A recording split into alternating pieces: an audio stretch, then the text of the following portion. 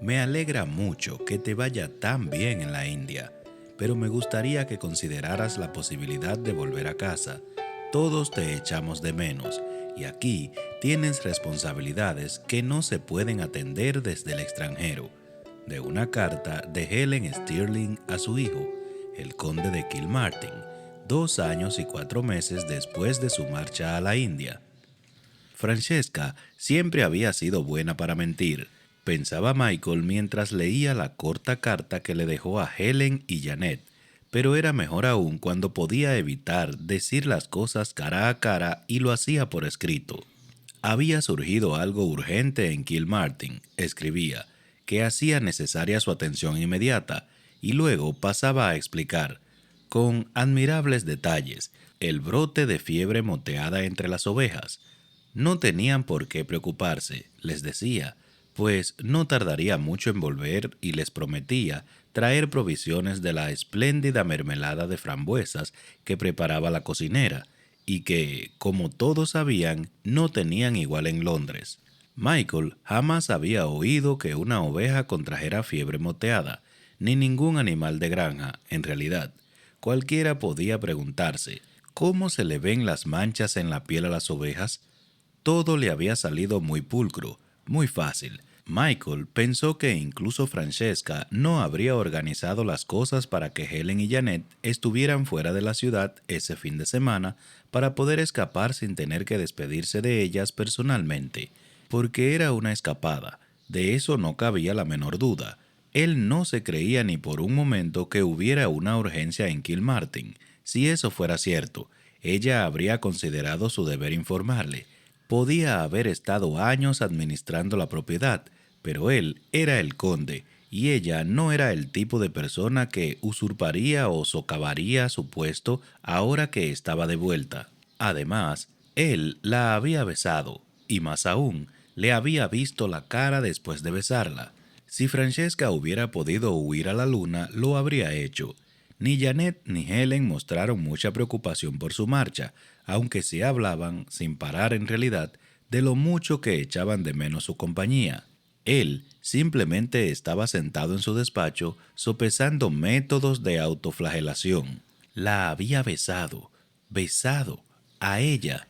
No era esa, pensó irónico, la mejor manera de actuar de un hombre que desea ocultar sus verdaderos sentimientos.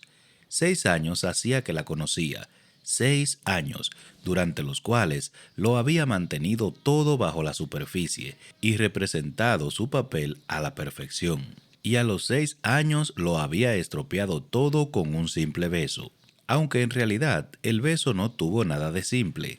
¿Cómo era posible que un beso pudiera superar todas sus fantasías? Y habiendo tenido 6 años para fantasear, se había imaginado besos verdaderamente supremos. Pero ese había sido mucho más, había sido mejor, había... se lo había dado a Francesca. Era curioso cómo eso lo cambiaba todo. Se puede pensar en una mujer todos los días durante años, imaginarse cómo sería tenerla en los brazos, pero nada, nada puede igualar a la realidad. Y ahora estaba peor que antes. Sí, la había besado. Sí, había sido el beso más espectacular de su vida. Pero ya había acabado todo, y no iba a volver a ocurrir. Ahora que había ocurrido por fin, ahora que había probado la perfección, sufría más que nunca. Ahora sabía exactamente lo que se perdía. Comprendía con dolorosa claridad qué era lo que no sería jamás suyo. Y nada sería igual. No volverían a ser amigos. Francesca no era el tipo de mujer que pudiera tomarse a la ligera un acto de intimidad. Y puesto que detestaba cualquier tipo de situación que la hiciera sentirse incómoda o violenta, se desviviría por eludir la presencia de él. Demonios, se había marchado a Escocia para librarse de él. Una mujer no puede dejar más claros sus sentimientos, y estaba la nota que le dejó a él, que, bueno, era mucho menos explicativa que la que le dejó a Janet y Helen. Estuvo mal, perdóname. ¿De qué diablos creía necesitar ser perdonada? Escapaba a su entendimiento. Había sido él quien la había besado a ella. Sí, ella había entrado en su dormitorio en contra de su voluntad, pero él era lo bastante hombre para saber que no lo había hecho suponiendo que él podría tratarla así. Estaba preocupada porque creía que él estaba enfadado con ella. Por el amor de Dios. Había actuado con precipitación, sí, pero solo porque le tenía cariño y valoraba su amistad. Y ahora él había estropeado justamente eso. Todavía no entendía bien cómo había ocurrido todo. Él la estaba mirando, sin poder apartar los ojos de ella. El momento le quedó grabado a fuego en el cerebro. Su bata de seda rosa, la forma como apretó los dedos mientras le hablaba. Llevaba el pelo suelto, colgado sobre un hombro, y tenía los ojos agrandados y húmedos de emoción, y entonces le dio la espalda. Entonces fue como ocurrió. Eso lo cambió todo. Él sintió subir algo por su interior, algo que no lograba identificar, y se le movieron los pies. De pronto se encontró al otro lado de la habitación, a poca distancia de ella, tan cerca que podía tocarla, cogerla. Entonces ella se giró, y él estuvo perdido. En ese momento le fue imposible parar, escuchar la voz de la razón. Simplemente se le evaporó el autodominio con que había envuelto su deseo durante años, y tuvo que besarla. Fue así de sencillo. No tuvo otra opción, ni voluntad propia. Tal vez si ella hubiera dicho no, tal vez si se hubiera apartado y alejado, pero ella no hizo ninguna de esas cosas. Se quedó donde estaba, en silencio, simplemente respirando, y esperó. ¿Esperaba que él la besara? ¿O esperaba que él recuperara la sensatez y se apartara? Eso no importaba, pensó amargamente, arrugando una hoja de papel en la mano. El suelo alrededor de su escritorio estaba lleno de papeles arrugados. Estaba de un humor de perros, y las hojas de papel eran un blanco fácil para descargarlo. Cogió una tarjeta color crema claro que reposaba en el papel secante y la miró con la intención de arrugarla. Era una invitación. Detuvo el movimiento y la leyó. Era una invitación para esa noche, y probablemente había contestado que iría. Estaba casi seguro de que Francesca había pensado ir. La anfitriona era amiga suya desde hacía mucho tiempo. Tal vez debería arrastrar su patética persona hasta su dormitorio para vestirse para la noche. Tal vez debería salir y buscar esposa. Eso no le curaría el mal que lo afligía, pero tendría que hacerlo, tarde o temprano. Y eso tenía que ser mejor para su alma que quedarse sentado ante su escritorio bebiendo. Se levantó y volvió a mirar la invitación. Exhaló un suspiro. La verdad, no deseaba pasar la noche haciendo vida social, hablando con 100 personas que le preguntarían por Francesca. Con la suerte que tenía, seguro que el salón estaría lleno de Bridgertons, o peor aún, de mujeres Bridgerton, que tenían un diabólico parecido con Francesca, con su pelo castaño y sus anchas sonrisas. Ninguna de ellas estaba a la altura de Francesca, por cierto. Sus hermanas eran demasiado amistosas, alegres y francas. Carecían del misterio que rodeaba a Franny, de ese destello irónico que iluminaba sus ojos. No, no quería pasar la noche en compañía de gente fina. Por lo tanto, decidió atender su problema como había hecho tantas veces antes, buscándose una mujer. 3 horas más tarde, Michael llegó a la puerta de su club de un humor espantosamente horroroso. Había ido a la Belle Maison, que, a decir verdad, no era otra cosa que un burdel. Pero, en cuanto a burdel, era de buen tono y discreto, y se podía estar seguro de que las mujeres eran limpias y estaban allí, por propia voluntad. Él había sido cliente ocasional durante los años que viviera en Londres. Muchos de sus conocidos visitaban la Belle, como les gustaba llamarlo, con más o menos frecuencia. Incluso John había ido allí antes de casarse con Francesca. La madame lo recibió con mucho cariño, tratándolo de hijo pródigo. Él tenía allí la fama, le explicó, y había echado de menos su presencia. Las mujeres siempre lo habían adorado, le dijo, y comentaban con frecuencia que era uno de los pocos a los que les importaba el placer de ellas además del suyo. Ese elogio le dejó un regusto amargo en la boca. En esos momentos no se sentía un amante legendario. Estaba harto de su reputación de libertino y no le importaba si daba placer a alguien esa noche.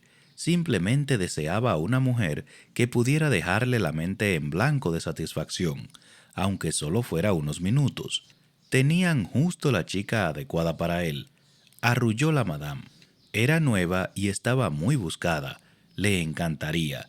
Él se encogió de hombros y se dejó llevar hasta una beldad rubia y menuda, que, le aseguraron, era la mejor. Él empezó a alargar la mano hacia ella, pero la dejó caer. No estaba bien. Era demasiado rubia. No quería una rubia. Muy bien, le dijeron, y apareció una bellísima morena, demasiado exótica. ¿Una pelirroja? No, tampoco. Y así fueron apareciendo una tras otra, pero o eran demasiado jóvenes, o demasiado viejas, o demasiado pechugonas, o demasiado planas, hasta que al fin eligió al azar, resuelto a cerrar sus malditos ojos y acabar con eso de una vez. Duró 2 minutos.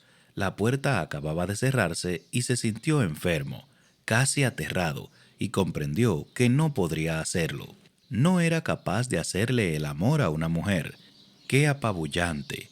¡Qué humillante! ¡Qué castrante! ¡Demonios! Igual podría coger un cuchillo y convertirse en eunuco él mismo. Antes, hacía el amor y obtenía placer con mujeres con el fin de borrar de su mente a una, pero ahora que la había saboreado, aunque solo fuera con un fugaz beso, estaba estropeado. Así pues, se fue a su club, donde podía tener la seguridad y la tranquilidad de que no vería a nadie del sector femenino. El objetivo, lógicamente, era borrar de la mente la cara de Francesca, y tenía una cierta esperanza de que el alcohol consiguiera lo que las deliciosas chicas de la Belle Maison no habían conseguido. Kilmartin levantó la vista. Colin Bridgerton. Maldición. Bridgerton gruñó. Maldición, maldición, maldición. Colin Bridgerton era la última persona que habría deseado ver en ese momento. Habría sido preferible el fantasma de Napoleón, enterrándole el estoque en el gaznate. «Toma asiento», dijo Colin, indicando la silla del otro lado de la mesa. No había manera de librarse de esa. Podría mentir diciendo que tenía una reunión con alguien, pero no tenía disculpa para no sentarse con Colin mientras esperaba.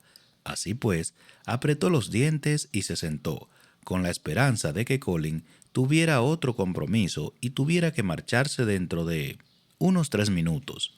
Colin cogió su copa, la hizo girar varias veces, observando con curiosa diligencia el líquido ámbar, y luego bebió un pequeño sorbo. «Tengo entendido que Francesca ha vuelto a Escocia». Michael se limitó a asentir y gruñir. «Es sorprendente, ¿no te parece? Ahora que acaba de comenzar la temporada. No pretendo conocer la mente femenina». «No, no, claro que no», dijo Colin afablemente. «Ningún hombre mínimamente inteligente pretendería conocer la mente femenina». Michael guardó silencio. «De todos modos, solo hace... ¿qué? 2 semanas, desde que llegó». «Más», contestó Michael. «Francesca había llegado a Londres el mismo día que él». «Sí, claro, por supuesto. Sí, tú tienes que saberlo, ¿verdad?» Michael lo miró fijamente. «¿Qué demonios se suponía?» «Ah, bueno», dijo Colin, encogiendo un hombro con la mayor despreocupación del mundo. «Seguro que volverá pronto.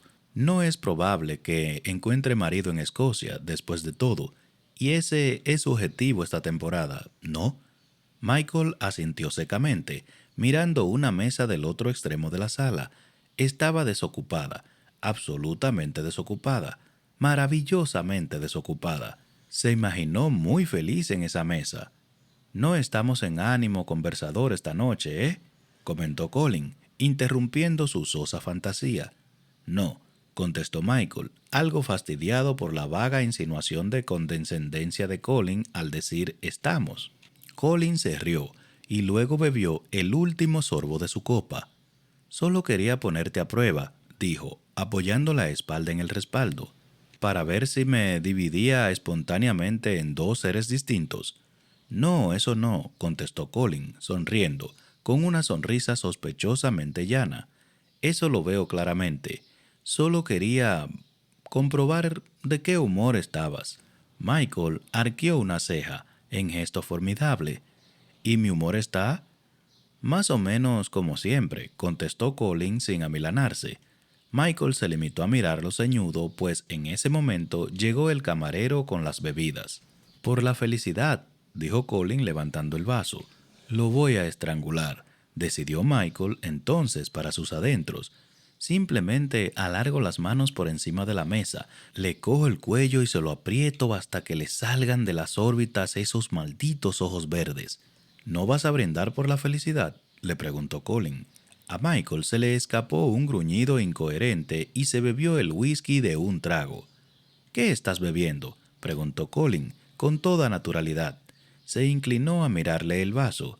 Este whisky tiene que ser muy bueno.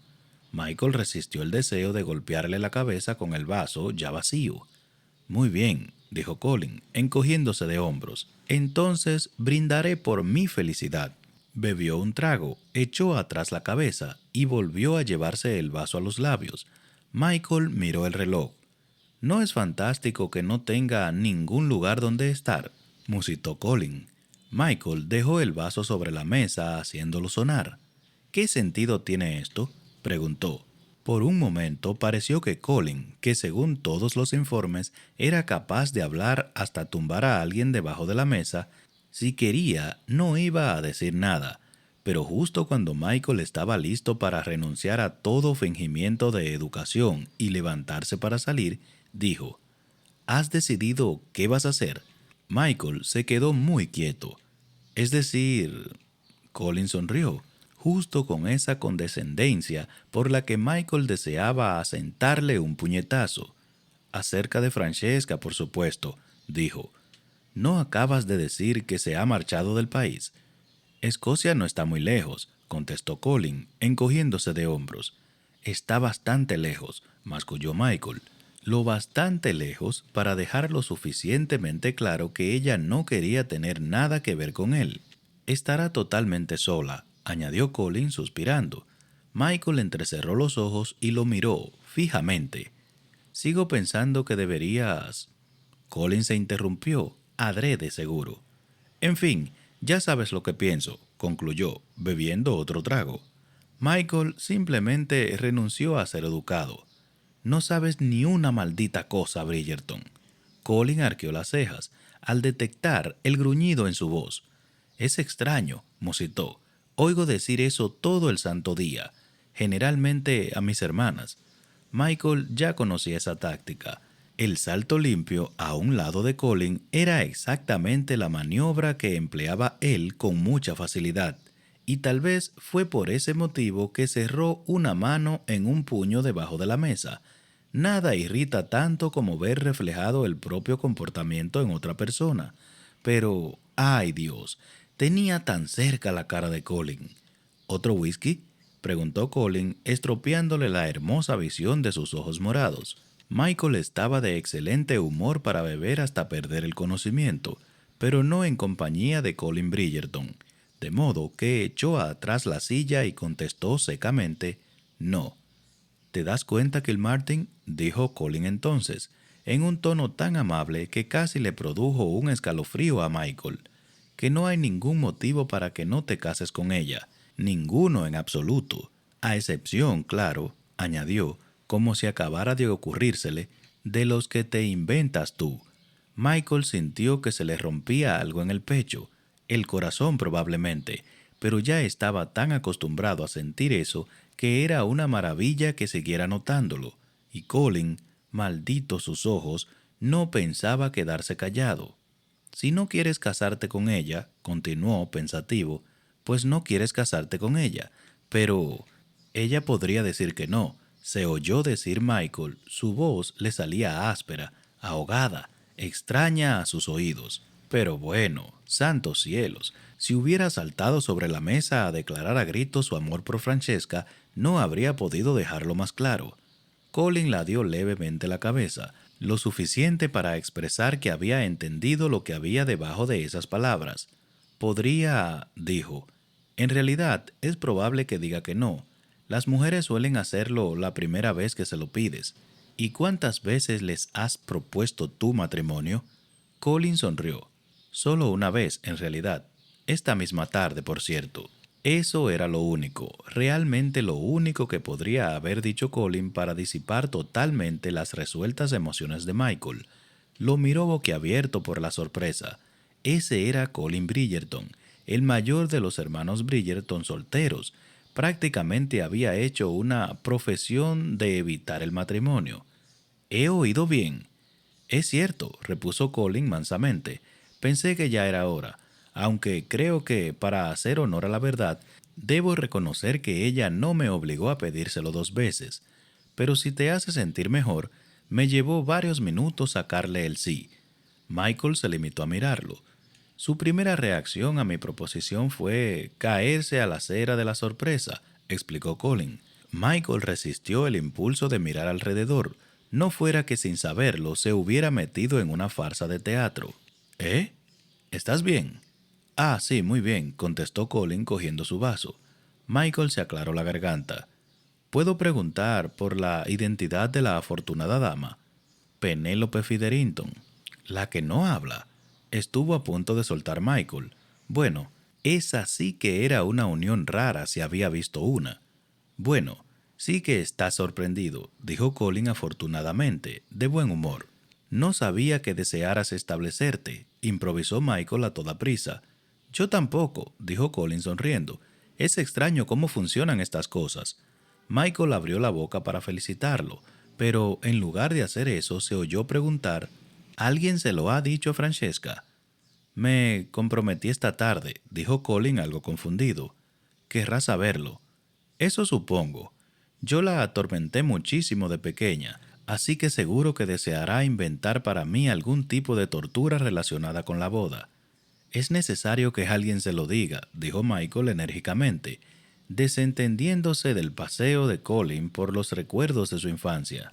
Colin se echó hacia atrás, suspirando despreocupado. Me imagino que mi madre le escribirá una nota. Tu madre estará muy ocupada. Eso no será lo prioritario en su programa. No sabría decirlo. Alguien debe comunicárselo, dijo Michael ceñudo. Sí, alguien debería, combinó Colin sonriendo. Iría yo personalmente. Hace mucho tiempo que no he estado en Escocia, pero claro, voy a estar un poquitín ocupado aquí, haciendo los preparativos para casarme, lo cual es, por supuesto, todo el motivo de esta conversación, ¿no? Michael lo miró fastidiado. Detestaba que Colin Bridgerton creyera que lo estaba manipulando inteligentemente, pero no veía cómo podía desengañarlo de esa idea sin reconocer que deseaba angustiosamente viajar a Escocia para ver a Francesca. ¿Cuándo será la boda? No lo sé muy bien, espero que pronto. Entonces hay que comunicárselo a Francesca inmediatamente. Colin sonrió perezosamente. Sí, ¿verdad? Michael lo miró enfurruñado.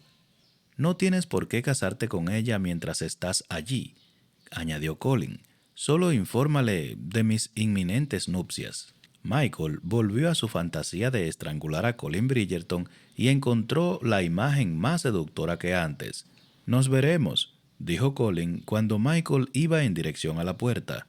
Tal vez dentro de un mes o algo así. Con lo que quería decir que no esperaba verlo en Londres muy pronto. Michael soltó una maldición en voz baja, pero no hizo nada para contradecirlo. Podría odiarse por eso, pero ahora que tenía un pretexto para seguir a Francesca, no podía resistirse a hacer el viaje. La pregunta era, ¿sería capaz de resistirse a ella? Y más todavía, ¿deseaba resistirse? Varios días después, Michael se encontraba ante la puerta principal de Kilmartin, el hogar de su infancia. Hacía años que no estaba allí, más de 4 para ser exactos, y no logró evitar del todo que se le oprimiera la garganta al caer en la cuenta de que todo eso, la casa, los terrenos, el legado, era suyo. Eso no lo había asimilado, tal vez con el cerebro sí, pero no con el corazón. Daba la impresión de que todavía no llegaba la primavera a los condados de ese rincón de Escocia. Si bien el aire no era gélido, estaba frío, y lo obligaba a frotarse las manos enguantadas. Había un poco de neblina, y el cielo estaba nublado, pero había aún algo en la atmósfera que lo llamaba, recordándole a su alma cansada que eso, y no Londres ni la India, era su hogar. Pero la agradable sensación de hogar que le producía el lugar no lo tranquilizaba mucho en su preparación para lo que le aguardaba. Era el momento de enfrentarse a Francesca. Había ensayado 1000 veces ese momento desde su última conversación con Colin Bridgerton.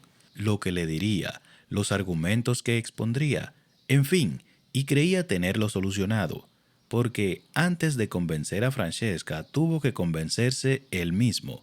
Se casaría con ella. Tendría que lograr que ella aceptara, lógicamente.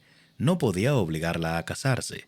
Lo más probable era que ella inventara infinitas razones para explicar que eso era una idea loca, pero al final la convencería. Se casarían. Se casarían. Ese era el único sueño que nunca se había permitido considerar una posibilidad.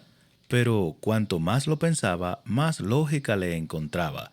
Olvidaría que la amaba, olvidaría que la había amado durante años. Ella no necesitaba saber nada de eso. Decírselo solo le haría sentirse violenta y él se sentiría como un tonto. Pero si se lo presentaba todo desde el punto de vista práctico, si le explicaba por qué era sensato que se casaran, seguro que lograría que a ella le fuera entusiasmando la idea. Bien podría no entender las emociones, si ella no las entendía, pero era objetiva para considerar las cosas y entender las razones. Y ahora que por fin se había dado permiso para imaginarse una vida con ella, no podía dejar que eso se le deslizara por entre los dedos. Tenía que hacerlo ocurrir. Debía. Y sería estupendo. Tal vez no la tendría toda entera.